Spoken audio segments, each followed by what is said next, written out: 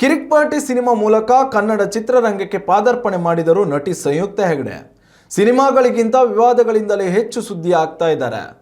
ಕಿರಿಕ್ party ಬಳಿಕ ಸಾಕಷ್ಟು ಸಿನಿಮಾಗಳಿಗೆ ಬಣ್ಣ ಹಚ್ಚಿರುವ ನಟಿ ಸಂಯುಕ್ತಾ ಹೆಗಡೆಗೆ ಇಂದಿಗೂ ಹೇಳಿಕೊಳ್ಳುವಂತ ಯಶಸ್ಸು ದೊರಕಿಲ್ಲ.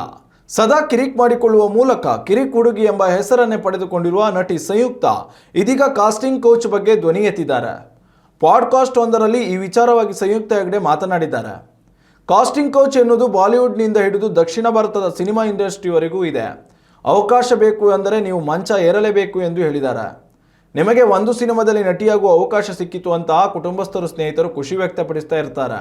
ಆದರೆ ಇತ್ತ ಕಡೆ ನಾವು ಆ ಸಿನಿಮಾದ ನಾಯಕ ನಟಿ ಸ್ಥಾನ ಉಳಿಸಿಕೊಳ್ಳಬೇಕು ಅಂದರೆ ನಿರ್ದೇಶಕ ಅಥವಾ ನಿರ್ಮಾಪಕನ ಜೊತೆ ಮಂಚ ಏರಬೇಕು. ಇದಕ್ಕೆ ನಾವು ಒಪ್ಪಿಲ್ಲ ಎಂದರೆ ನಮ್ಮ ಸ್ಥಾನವನ್ನು ಬೇರೆಯವರಿಗೆ ನೀಡುತ್ತಾರೆ. ಇದೇ ಕಾರಣದಿಂದ ನಾನು ಹಲವು ಬಾರಿ ಅವಕಾಶ ವಂಚಿತಳಾಗಿದ್ದೇನೆ ಎಂದಿದ್ದಾರೆ. ನನ್ನ ಘನತೆಯನ್ನು ಮಾರಿಕೊಂಡು ನಾನು ಎಲ್ಲಿಯೂ ಕೆಲಸ ಮಾಡಿಲ್ಲ. ನಾನು ಎಲ್ಲ ಕಡೆಯೂ ಗೌರವದಿಂದಲೇ ಕೆಲಸ ಮಾಡಿರುವೆ.